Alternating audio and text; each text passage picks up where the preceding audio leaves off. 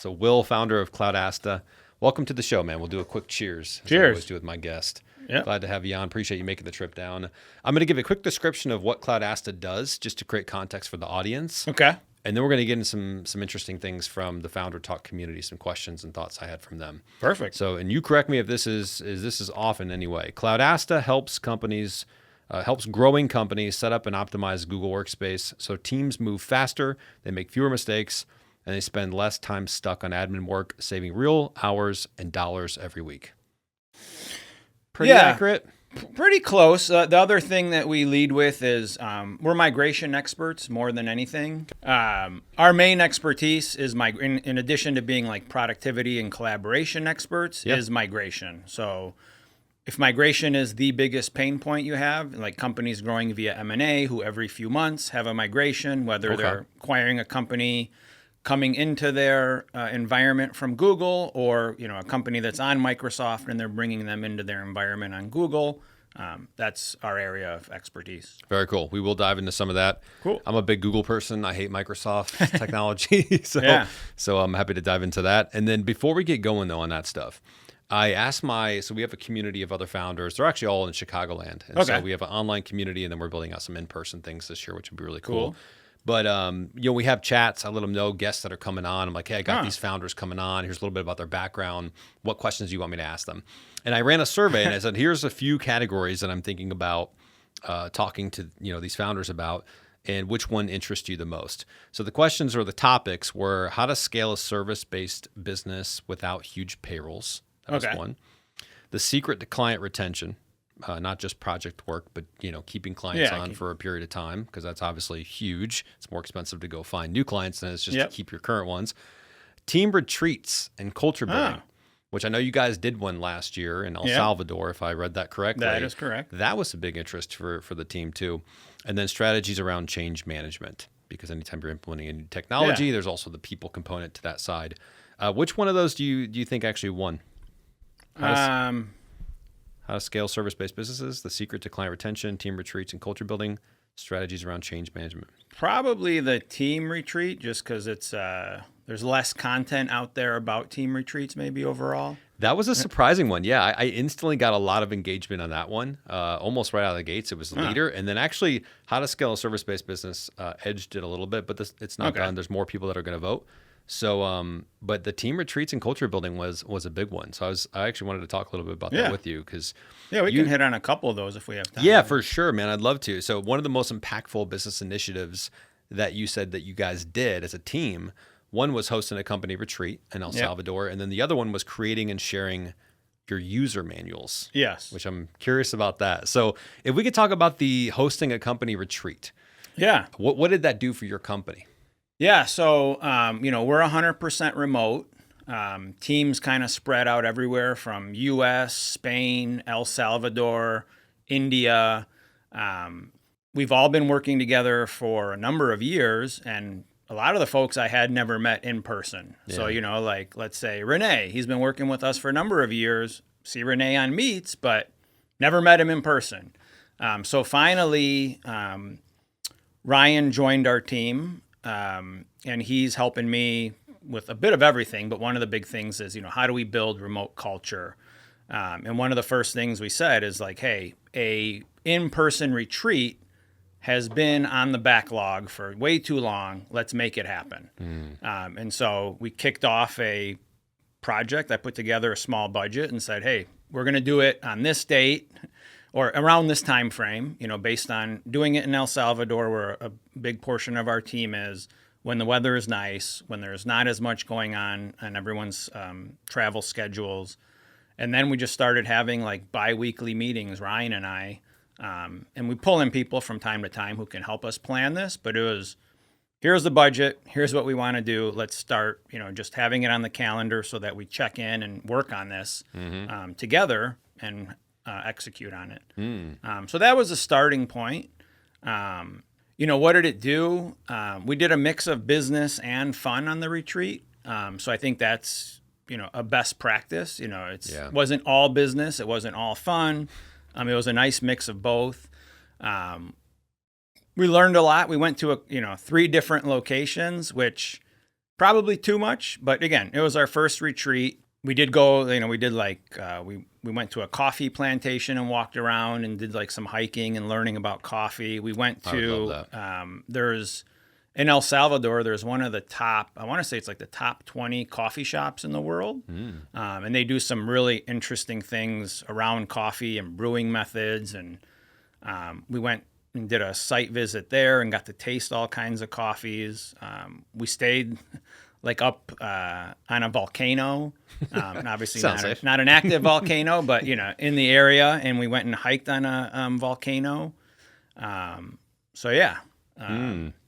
So how do you balance that? You're having a company retreat. You want it to be fun, but you also want it to be, you want to get some things done from a business standpoint, from a culture standpoint. Yeah. How did you think about balancing that? Because I think I could see that founders struggling with that. Yeah, the way I thought about it was, I kind of mapped out like half the time will be for fun, half the time will be for company stuff. And it didn't turn out exactly as planned, but, as the founder being flexible, as the team, being flexible, that, hey, especially the first time you're doing it or the first time we did it, we had our playbook, let's say, but we knew we were going to veer from it, weather, logistics, we got in traffic one time going to the volcano. So, things kind of shifted. So I set it up pretty much for like 50% work, 50% fun, and just getting to know each other. And it probably turned out, 60% fun, 40% work. But that was okay because the 40% was that impactful that it made up for it.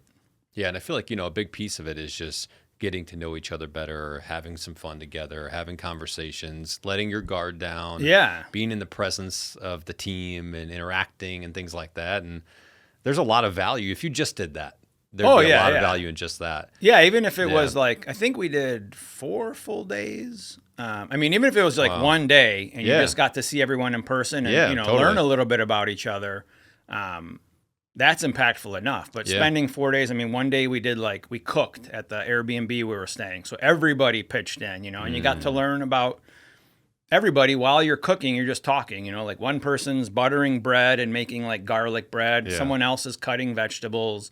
And it was just like we were collaborating, but in a different non-work environment and having conversations around things we wouldn't normally talk about. Learn some people really love karaoke and are good at it, or, we've got to play some games and learned how some people are a little bit more competitive at certain games than others. And it might've been different than how competitive they are at work. It was great to just get to learn about each other, kind of in a different environment other than always being on, Google Meet and staring at each other. Right. It is totally different being in person.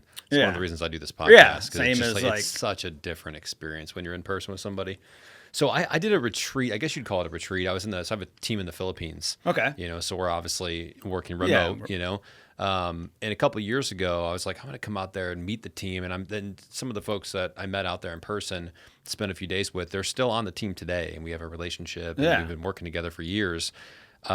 It was a difference maker to see people in person, interact with them, and even see some of their family and stuff like that. Well, I think one of the mistakes I made is I didn't plan enough ahead of time, which I think you could probably over plan and over engineer it, but I don't think I planned enough. I also happened to get sick while I was there too, which I think with COVID, I think it was COVID, to be honest. I was in rough shape. But I managed through it. I muscled my way through it. And I think the team had a pretty good time, and it was good for them to interact with each other and build relationships with each other too. But from a business standpoint, how do you kind of determine, or how did you determine, what are you going to talk about on this team retreat as it relates? Because I think the fun stuff's like, hey, excursion, or do this, or cook some dinner together, or you got just, games, or whatever we did karaoke as well. That was fun. You just kind of a little bit more loose with that type of stuff. Just get the team in the good environment, get the spirits up, and let people have fun, get to know each other. The business stuff, how did you think about that side of it? Yeah. I thought, hey, we're all in person. What a good time to do a town hall. We do a town hall, trying to do them quarterly, but this kind of fell in the right time frame. We were there in November, so towards the end of the year.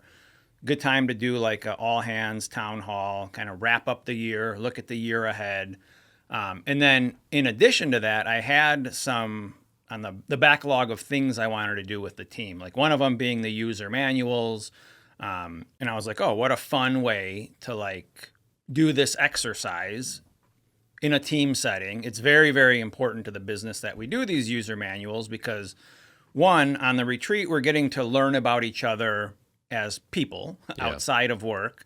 And then with the user manual exercise, we got to learn more about people's work styles. Again, like some of these folks I've been working with for years, and just now doing the user manual, I learned that like, oh, for, Kevin, he likes getting chats versus, emails or vice versa. Now, what's a user manual? Because that was one of the things you mentioned that made a big difference, just so the audience knows. Yeah, user manual is like the guide to working with you. So, like you get, I don't know, you buy Legos or you buy like an alarm clock, there's a manual in it, right? Yeah. So this is the manual to you as a person and how you work best. And so there's like 2 sets of questions, those focused on you and then those focused on how you collaborate with others. Something I learned from a friend who's a former CEO of Better Cloud, David Politis. We started the, let's call it workshop on the retreat, watching David's video where he presented years ago. I think the video is like from 2016 even, where he presented to, I think it was like Work Forward or something, but he was presenting on how much of an impact the user manual process had at his company, which was, over 100 employees or even more at the time. I saw that video years ago. My co-founder has always had for years his own user manual. And so something on the backlog that I was like, okay, I want to do this with the team. We're in person. Like, what a great opportunity to like get to know each other on a personal level and also kind of flesh out our work styles and share a little bit more about how we work. And so we kicked off the session by watching the video, kind of everybody learning, oh, here's how they did it. Here's what the questions are. And then we just journaled and we gave everyone some time to start working on it and then put in ample time like post-retreat to say, okay, user manuals will be due on this date. They're going to go in a shared drive. And when they're there, just start looking at them so you can learn how your peers like to work. Never even heard of that, to be honest. A user manual for how you work with your employees and team. That's interesting. Yeah, it's been around. Like I was really into it a few years ago. And I don't know, there's like a bunch of different versions.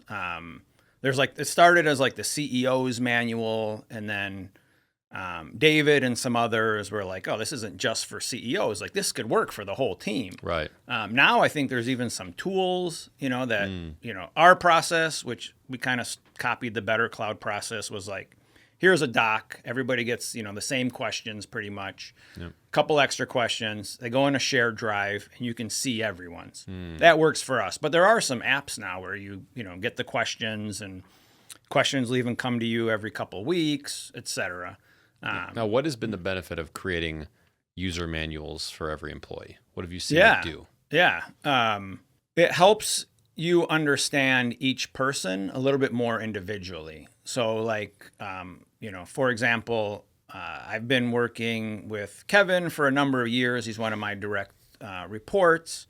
I've pulled out things and he's learned things about my style that we've never really talked about, even though he's worked for me for years and he's been my direct report for years, and we see each other, a couple times per day almost on meets. We've never had this conversation of like, if you send me a chat and it's a task, I'm not going to get to it. Like I need an email if it's a task. Like chat is cool for, quick things, heads up. Hey, we got to jump on a meet because there's this issue. Perfect. If you send me a chat that's like, hey, can you do this? It's not going to get done. It just becomes noise. And so having it out there, like he's learned, oh, if I need Will to do something, I need to send him an email because that's how he manages his to-dos. And vice versa. Kevin's also like email tasks via email kind of person. And so that reminds me. So it's like literally 2 days ago, my podcast manager was messaging me on WhatsApp, which we'll use for quick communication and just like heads up on things.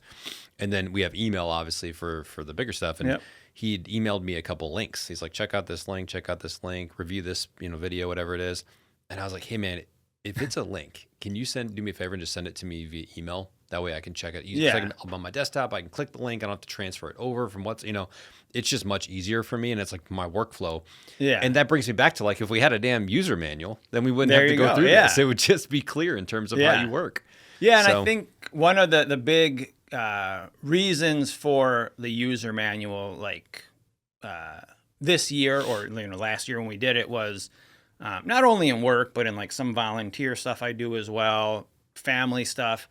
I'm not a texter. And so like, I started getting too many texts, and I'm like, during the work day, I don't really check my texts. So if it's like a work thing, like I need an email. And so just seeing more and more like texts for things that to me should have been like an email or, especially long text. I'm like, I'm not going to reply in that instance. Now, is that because you assume that maybe a text message is not as important or urgent as an email, or I'm curious your mindset there? Yeah, I think it's maybe just because my age, one, I don't use, I have like a desktop app for my text messages, but to me, text is like quick replies, and, I don't know, jokes with friends. It's not really actionable. And so when I started getting more actionable texts or like more explanations of things in text, I just start like thinking to myself, like, why are so many people texting me? Like, if I had that user manual that David was talking about, back in 2016, this would probably be clear, and then I don't have to respond to everybody and be like, come on, I don't like text, like, please send me an email. So yeah, that was the goal, to start putting some of that stuff out there. Or, one of the things most of my team knows, especially my direct reports, but like I go to the gym, I try to go to the gym Tuesdays, Thursdays at noon. And so my schedule is blocked, like 11:30 to like 1:30 is me time, getting to the gym, working out, showering, lunch. And so like my schedule's blocked, but in my user manual, it says like, hey, that's important time. But, for these instances, I can, jump out of the gym class like a little bit early to take a very, very important call. So yeah, like those kind of, I wouldn't call them like rules, but just those kind of guidelines are very, very clear when you have them laid out like that. So the retreat was obviously now, several months ago. But as we sit here today, what was the most impactful thing that the company retreat did for you guys as a business?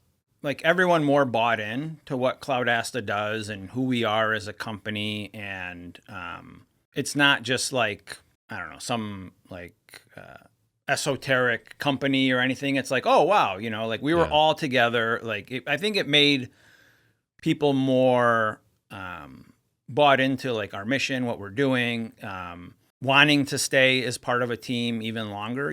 Like we have very good employee retention, but I think that even made that much more of a difference. I know people have said like, said to me or to their manager, like, yeah, I feel like we're part of a team now that we've actually got to work together in person. And the company's making that investment into us getting together and having a good time and doing some cool work stuff. Yeah, that's great, man. And how big is the team now? Full-time, there's 10 of us. Okay. Yeah, and with part-time, like 15. Wow, okay. Yeah. And do you feel like now, going back to the question of, how to scale a service-based company without huge payrolls, do you feel like it's possible for companies now to be able to scale without having a bunch of, in-house W-2 heavy overhead? Do you think that world has changed? It has changed. Two factors. One, like the nearshore, offshore, definitely is a factor and a good way to build that team. Depending on the service, et cetera. Like, we're 100% remote delivery. We're 100% Google Workspace. Migration and workspace implementation can be done remote, very, very easily and very well. It's not like my background is supply chain. I used to be in manufacturing, like taking out waste out of manufacturing plants. Like you can't do that remote. Like that requires people going into the plant, and documenting the process, et cetera. But what we do, remote work. So we can find the best talent everywhere. And sometimes, that does mean having like near shore for some of the services. What do you consider near shore? Yeah, near shore, like South America, Central America. Same time zones. Same time zone, yeah. I've been thinking for about that. For the most part, like similar time zone, yeah. I've been thinking about that because we're kind of heavily leveraged in the Philippines, which we've had a lot of good success with people there. But I sometimes think like, man, there's this whole Latin America talent pool that we should probably look at as well. And being in the same time zone is amazing. Yeah. Versus complete opposite. Yeah, and for us, like Cloudasta, it wasn't by design, to be honest. Like Cloudasta spun out of my previous employer.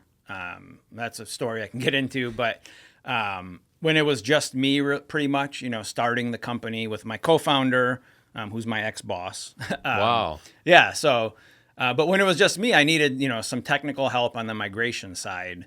And I found someone on Upwork, and he was from El Salvador, and he was great. And, he was like, hey, Google used to have a BPO here, and it's moved, some to the Philippines, some to India. And my friend, used to work with me at the Google BPO, and he's looking for a job. He's a workspace expert. And then that person brought, the next person. So it wasn't by design. How it happened for us in the Philippines. Yeah. One person here, the next person, they knew somebody, pretty soon you got a whole damn team. You got a team, yeah. And so I don't know where I was going with that, but yeah, so that's one strategy, We're just talking about Latin America talent versus, other places. So I think time zone is just like a critical piece to it. Where do companies, if their companies are listening to this right now and they're like, man, we don't really have any offshore and nearshore talent. It's kind of all either W-2 employees or 1099 contractors here in the States, which is fine. Where do they start going to find these people in other countries? Yeah. So the only experience I really have is via Upwork. Actually, that's a lie. So mostly Upwork, but then also we do post on LinkedIn and get some candidates from other countries.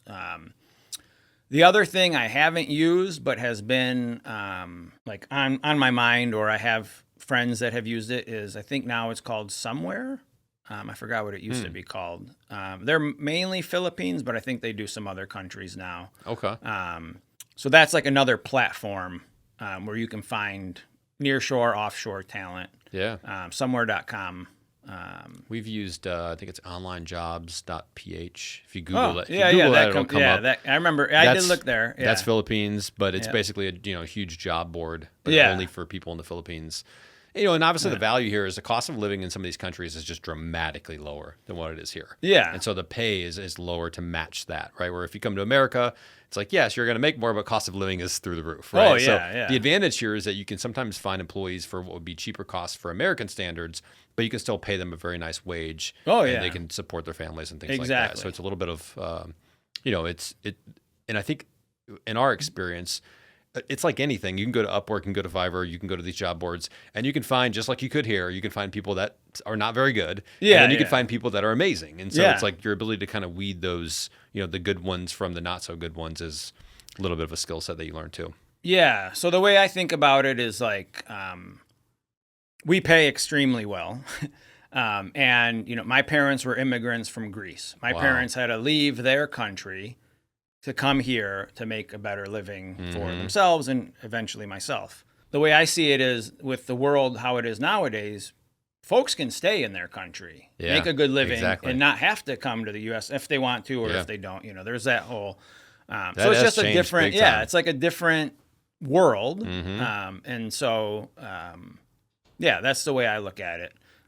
Like Upwork, you can find great people. Like I've used Fiverr and Upwork in the past and have had not the greatest success, but for the most part, if you know what you're recruiting for and a decent recruiter, you can find good talent. So let's get a little bit more about your area of expertise. Yeah. But before we do, I want to ask you, why should any founder, entrepreneur, business owner listening to this right now, why should they care about workspaces or Google Workspace Yeah. versus Microsoft. Maybe there's like, I don't know what we use. It's just a system. Like, Yeah. why does it really matter? Well, it's funny because like Google Workspace, Microsoft Office, one of the challenges in being a partner and focused on that tool, let's call it, or tool set or suite of services is it's super inexpensive for what you get. Like you can basically, you know, when I started Cloudasta or spun it off from my previous company, the only thing I used was Google. You know, I didn't use HubSpot yet or any other like tools because you can do everything within Google. It is, or Office, but it's very inexpensive, and you can run a whole business on it. What about The CRM? challenge there is you can use. I mean, when you're starting out, you can use Google Sheets as That's your true. CRM. You know, like you don't need. And I did that starting out. Yeah, too, so did we. Yeah. You know, like you don't need the That's true. $1,000 a month HubSpot Yeah. until you have some customers. Right. Why should anyone care? It's so inexpensive that people sometimes think like, oh, okay, it's just my email system. Right. It is super powerful how much it can transform your business if you spend time looking at, hey, we have this suite of tools. Holy moly, like this is very powerful. For example, like, and now with AI, it's gotten even more, but things like vacation procedures, like some of those take companies, I don't know, a couple days, multiple people. You can set it up with a Google Sheet and like a form or even a doc with That's right. approval and signature and everything, and take out tons of waste and not pay for another tool, you know. So that's one reason people should care. Two, I mean, email is the universal language, you know, like, I don't think it's going anywhere either. yeah, I mean, people have been saying email is dying for years, you know, Slack, blah, blah, blah. You know. I don't think so. Yeah, it's still there. There will be know, different like, channels that serve different purposes, but Yeah. I don't see a different form of, I mean, you're going to need to like write something and send it to somebody either inside your company or outside of your company, you know? Yeah, and So- especially starting off like initial relationship. I meet you somewhere at a conference. yeah. We'll trade LinkedIn. Yeah. Maybe we'll send LinkedIn messages, but almost always it's like, oh my gosh, my LinkedIn like messaging is Yeah. a bombshell. Yeah. Like I can't even Yeah. look at it. Yeah. Send me an email, right? So it's always like the default is let's start via email. Then I might get to know you. Okay. I read your user manual. You only want to chat or text. Okay. But we always kind of default and start to an email. Because you need the calendar too, right? And Yeah. so it's like email invites, calendar invites. Calendar like you need some invites. form of scheduling, and you're not scheduling through LinkedIn. Exactly. You know, so So that's why people should care. And again, it can drastically streamline workflows. I think that's because it's a very inexpensive tool for what you get. We have to like push customers to like transform their business around that productivity and collaboration suite. So you'll say, you know, like you mentioned, CRM, like, oh my gosh, my CRM costs this and I need to do, you know, you'll get a lot of, hey, we need to really restructure our CRM and make this more efficient because it's, you know, sales and it's X per month in software costs.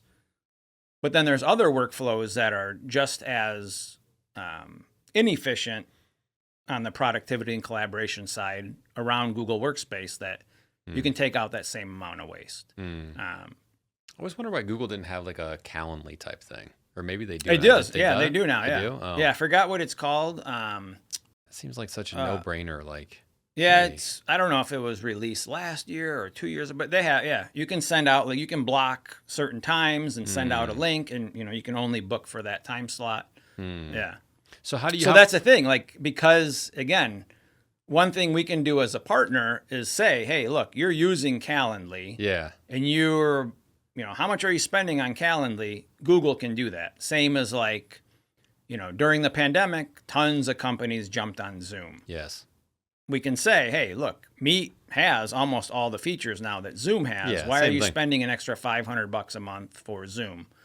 So that's one of the benefits as a partner we provide is like, yeah, sometimes you need best of breed, but sometimes in that suite, there is like good enough. Yeah. Yeah, because I think Zoom has a little bit of an edge, but Google Meet, we use Google Meet. It's just like, at some point I was like, why are we paying for Zoom when we have Google Workspace anyways? And it's like basically the same thing. Yeah. I mean, it's not worth paying in a whole other subscription.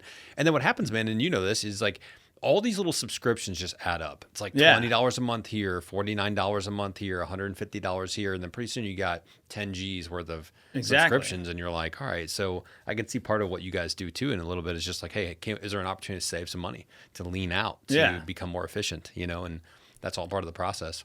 So how would you compare Google versus Microsoft in terms of workspace and email? Because companies either are like diehard Microsoft, Google's for amateurs, or people are like, Google is the way and Microsoft is corporate and lame and slow. No, I mean, it's funny. Like, I have, I have some friends in the PE world, whatever. And I remember when first starting the company, I talked to one of them about like, hey, how can we work together? And the one thing he said is he was like, and I've known him since college, but he's like, oh, if we acquire a company or invest in a company, et cetera, he's like, the first thing we do is rip out that Google shit and put in our Microsoft stack. And I was like, come on. Yeah. But why do they say that? Yeah, I think I'm probably, unfortunately, not the best to answer this, only because I went from Lotus Notes at General Motors. Wow.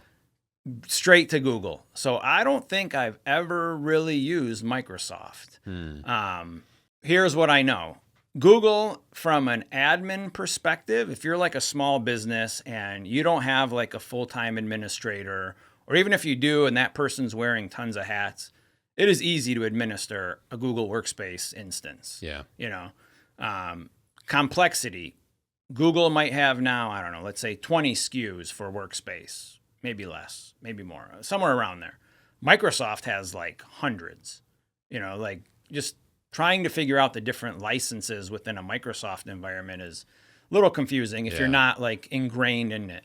And then just, the whole, like you talked about earlier, you mentioned change management, if I'm super efficient at my job using Microsoft Office and all of a sudden you tell me, hey, you're going to use this Google thing, I need to change a lot of how I'm working, and maybe, I need to add 10 hours a week for a couple months just to get used to this new workflow. I've always been Google after like the bad experience with Lotus Notes, which I hated. I still remember like just being at GM and being like, why are we using this like for email? Like, this is horrible. Yeah.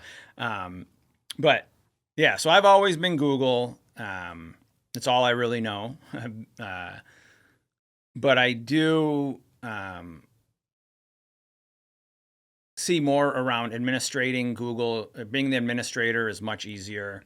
Collaboration, almost everybody I know uses Google Doc in some fashion, whether they use it at work or in personal, everyone has a Gmail account. Everyone's using Google Docs at home. Yeah. And so there's something there that, for me, the collaboration with Docs is just very efficient. Mm-hmm.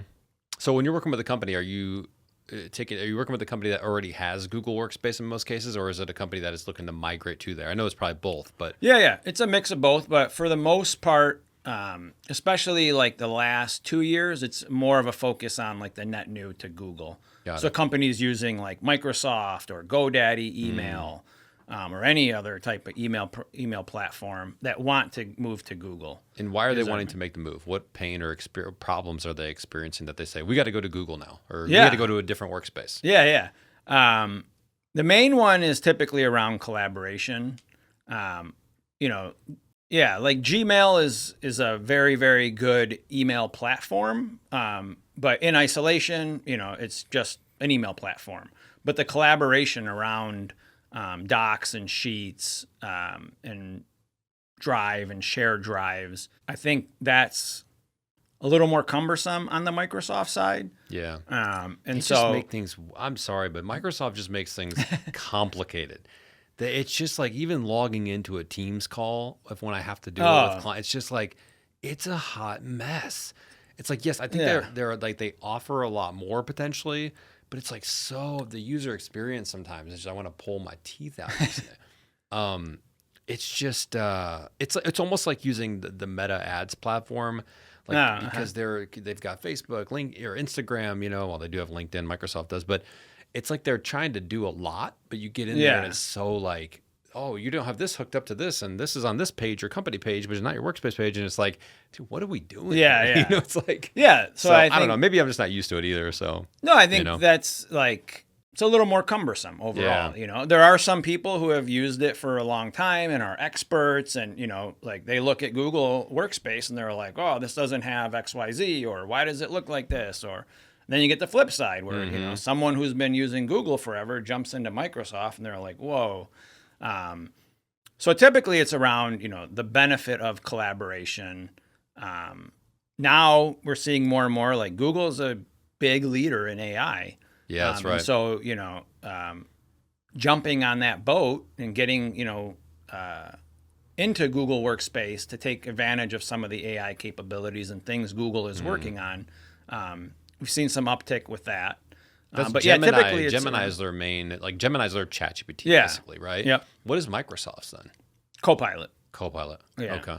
Do you like working? So are you, since you're a Google guy, do you do more Gemini or ChatGPT? Yeah. We're pretty much exclusively, especially me, pretty much exclusive Gemini. I mean, I do play around with other tools. How do you compare ChatGPT versus Gemini in terms of just using AI for whatever work functions?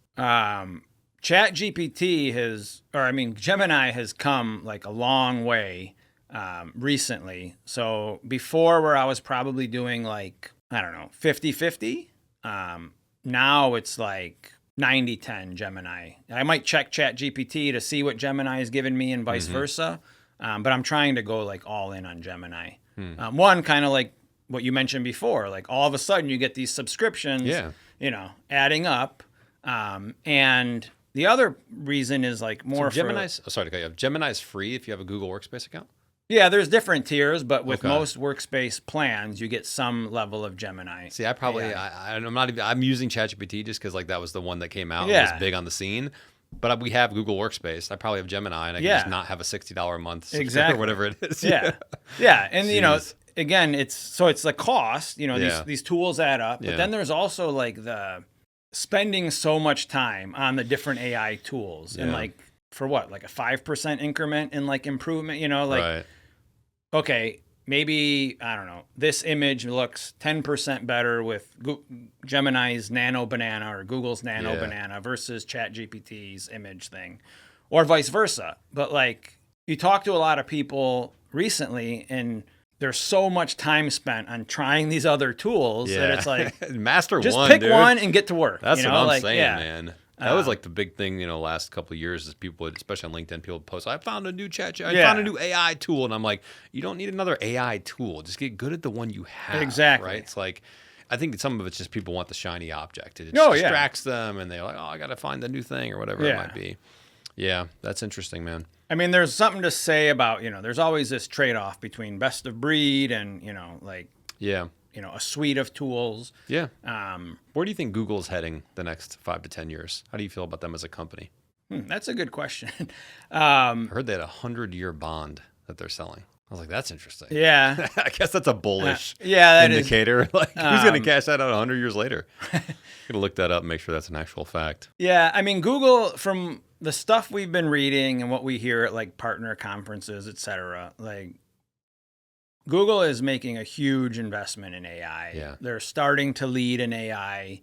In the past, it was always like, like Workspace was number 2 after Microsoft, or, GCP, Google Cloud Platform, was number 3 after AWS and Azure.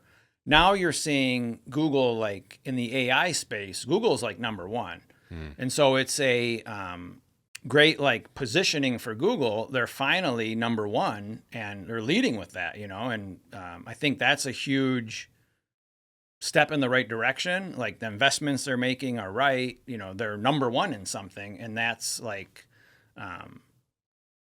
we're seeing that in how they're investing, what they're doing, how they're incentivizing partners. Do you think they're nervous with?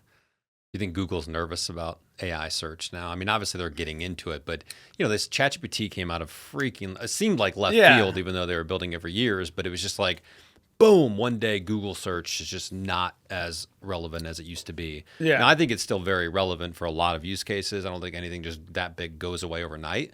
But people are, and we see this even in the B2B space, people are searching now on ChatGPT. Yeah. And it's a different type of search. It's not like, what's a restaurant near me? That's a good Google search, right? Yeah. It's more like, hey, I'm a company, I'm a B2B company, service provider. We're doing, $8 million a year. We're looking for a marketing partner that can do this, this, and this, or help us set up a podcast. And what are some good what's a price range we should expect? What are top companies in the area? Somebody local we'd like to have. They're like having conversations with AI. Yeah. And then based on, what the AI sees in the world of the internet, right? That might be pulling from LinkedIn, Reddit, podcasts, blogs, a lot of different information. Top 5 or top 10 lists. They love those types of things, which is why we encourage people to create those on their website. Yeah, hell yeah. And then they're giving information back. And, that's why we always encourage people to have pricing on their site too, because they may come back and give you 3 suggestions of the top ones.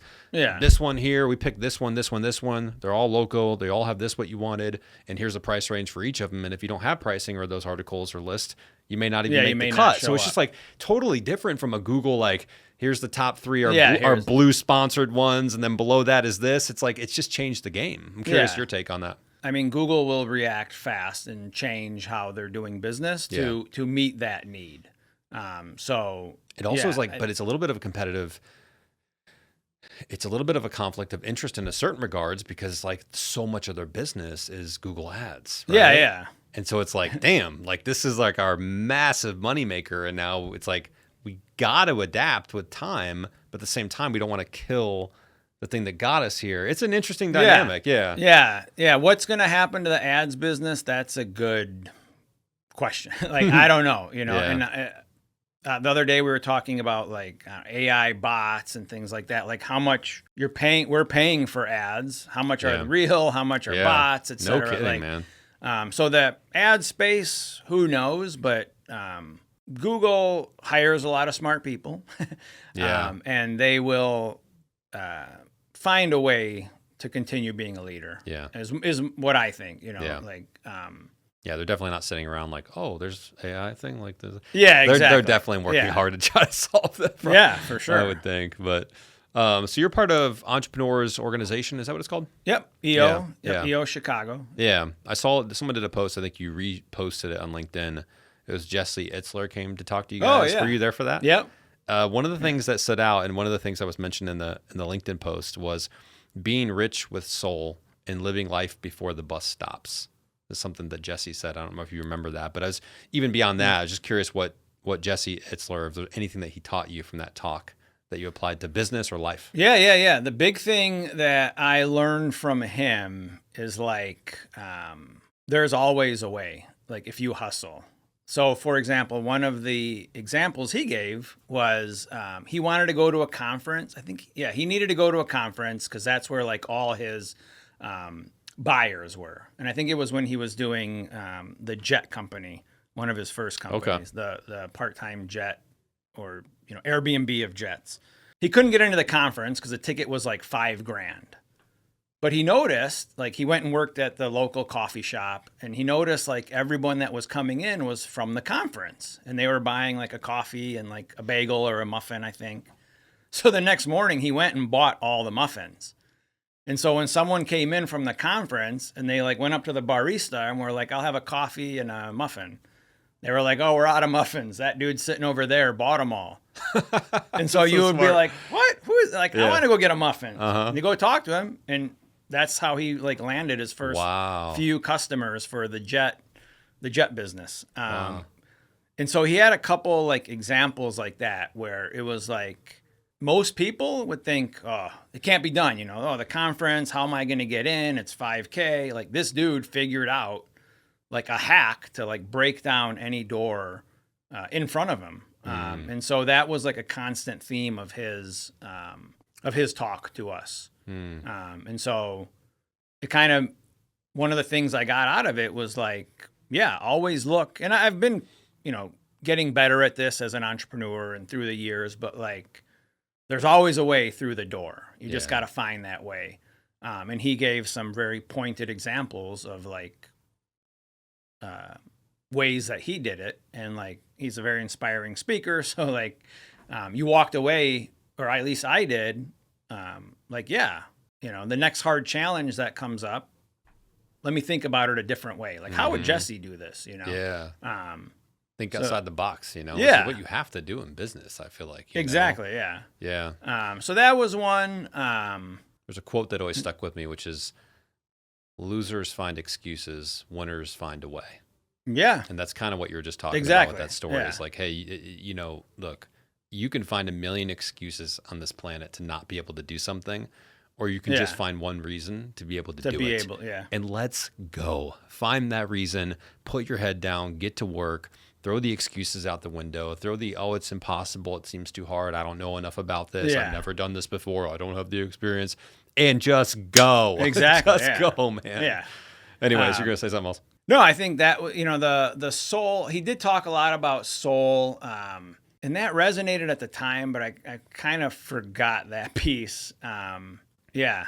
I mean, I know like another part of it was he's himself. Yeah. Like, and, you know, that was one of the reasons why I started or wanted to start my own company is like, I got sick of showing up not as my authentic self, you know? And I was like, especially in like my first career in corporate America, you know, like I'd show up wearing khakis and a button, you know, blue collared shirt, you know, and it's like, that's not me, you know? And so one of the main things I did was like, I want just people to be themselves, you know, whatever that is. And I think that's part of like Jesse's, like, here's who I am. Like, you want to work with me or not? You know, like, I'm not going to change.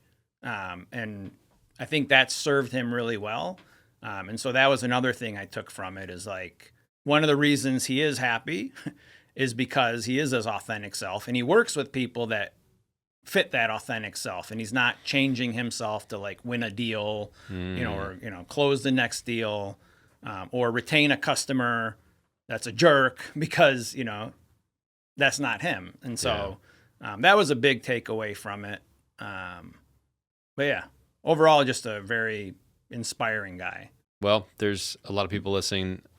I know some people personally that feel like they have to show up a certain way to either impress or to, I run this, you know, type of business or this company size of business, and I've got to wear a suit or show up this way or say certain things. And there's nothing wrong with it. If that's you, then do your thing. Yeah. But I think there is something special and freeing when you unlock that.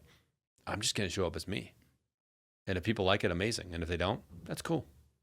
Yeah, no, you know, for it sure. sounds simple, but it's hard for people to really like grasp that sometimes. Yeah, you know? I think like the most stressed I've ever been, or like some of the stress in the past has been like when I'm not my authentic self, or you know, when I get on a call with a potential customer and I'm just like, it's not a good fit. Yeah. But like, but we need to close the deal. Yeah. You know? Like I think, in my opinion, the best day ever for an entrepreneur is when you can say no to someone, you know, and like, you know, we get from time to time, like people, you're basically a vendor. Like you need to do this because I'm going to pay you. And it's like, no, we don't, you know, we're fortunate to have high demand for our service. Like we don't need to work with you if you're going to be a jerk. It's like that simple.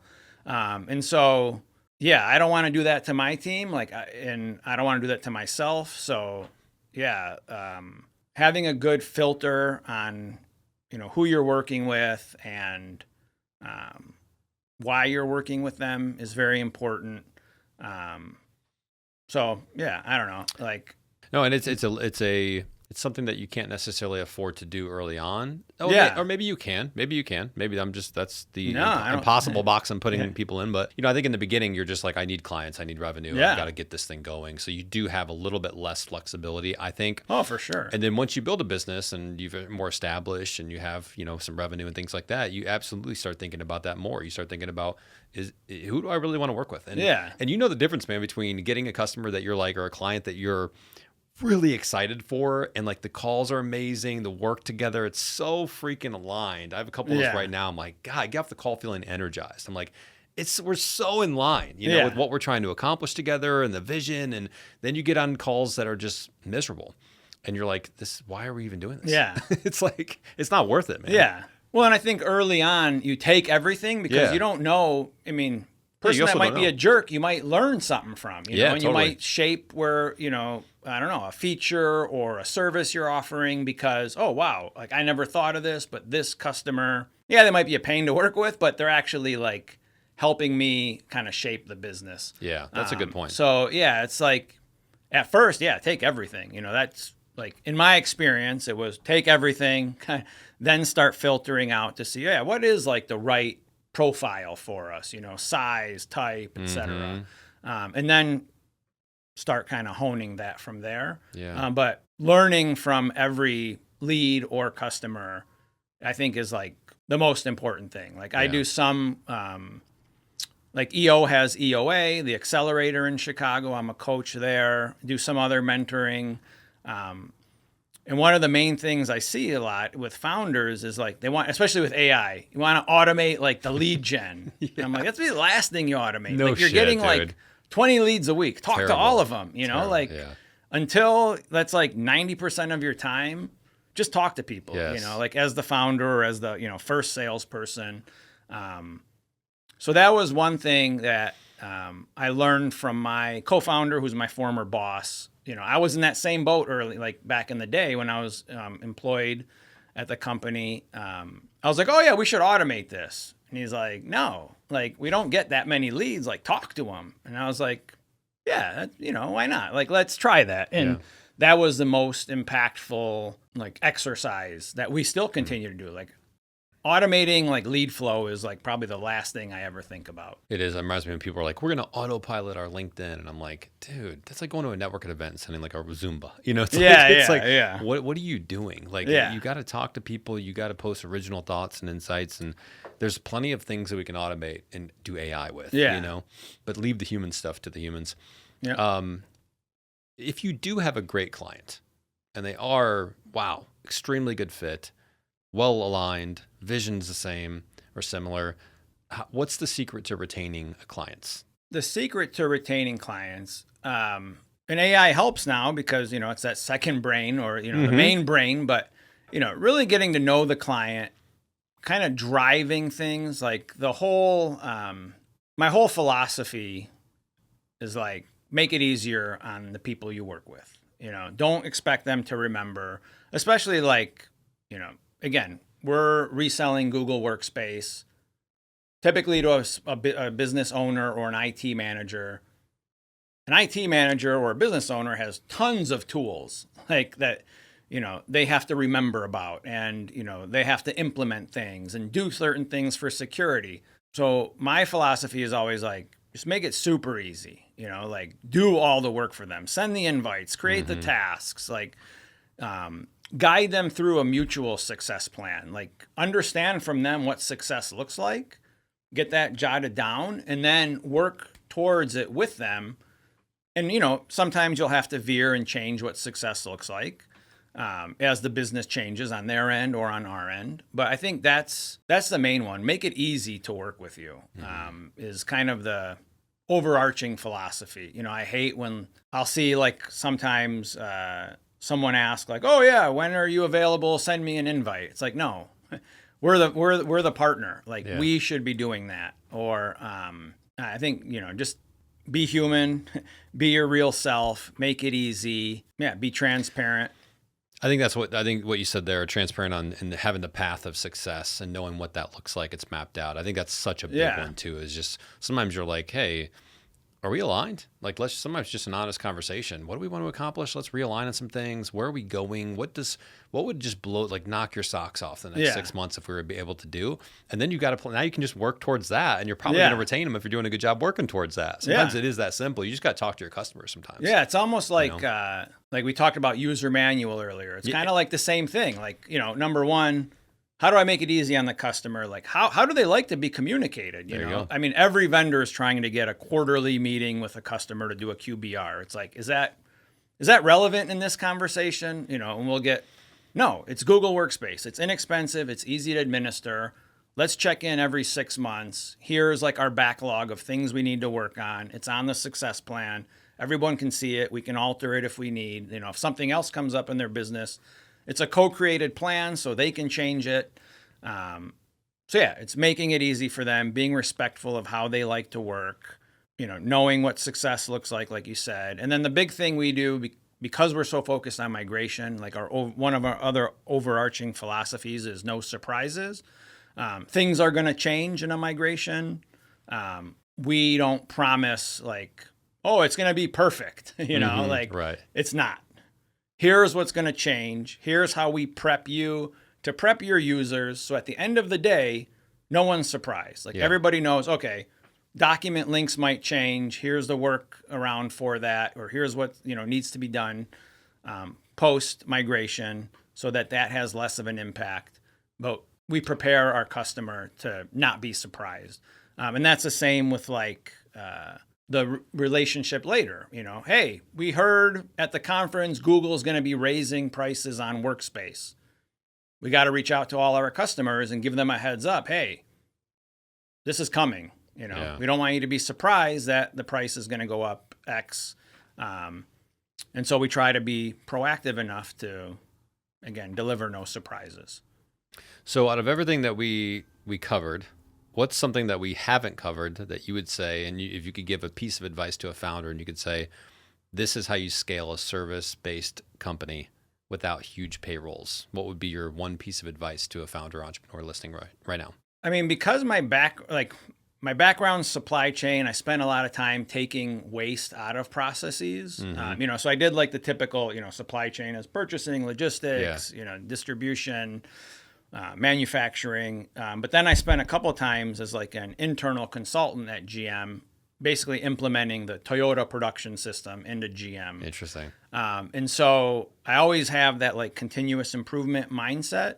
And so spending the time to like look at where is their waste and actually take waste out of the system without reinventing the wheel or blowing things up. It's like a small incremental improvement, not like, don't try to change everything because then you're behind, it's going to put you behind on the next 5 things. So, okay, our, sales process might not be the best. Can we make it, 5% better? Like, one small change today that will improve our sales process. And then let's roll with that and make it 5% better, in 3 months. So I think, that like continuous improvement mindset, but on like little things that will make a big difference versus either, analysis paralysis from like, oh, how are we going to change this process to like the best in the world?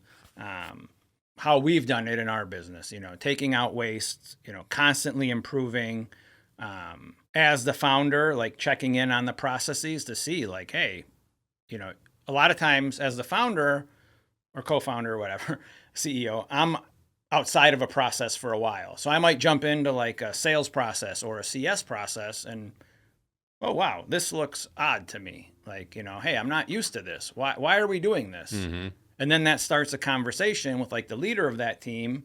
Oh yeah, maybe that is kind of inefficient, And so you're almost coming in as like the outside view without like the blinders on. And so, taking the time to jump into the different areas of the business as like an outsider to see like, does this make sense? Is this as efficient as it could be? And then making those small improvements, with your leadership team. Well, Will, I appreciate you coming on the show. We've got your wife in the conference room, Lindsay. She's going to hop on next because she's a founder as well. So I'm excited for that conversation. Where can people find you, connect with you, learn more about what you guys do? Yeah, Cloudasta.com is probably the best place, or LinkedIn. I have 5 cousins with the same name, but if you type in Dagiantis on LinkedIn, Dagiantis, I'll probably be the first that pops up. We'll link it in the show description too. Awesome. Thanks again for coming on the show. Yeah, Appreciate it. Thanks.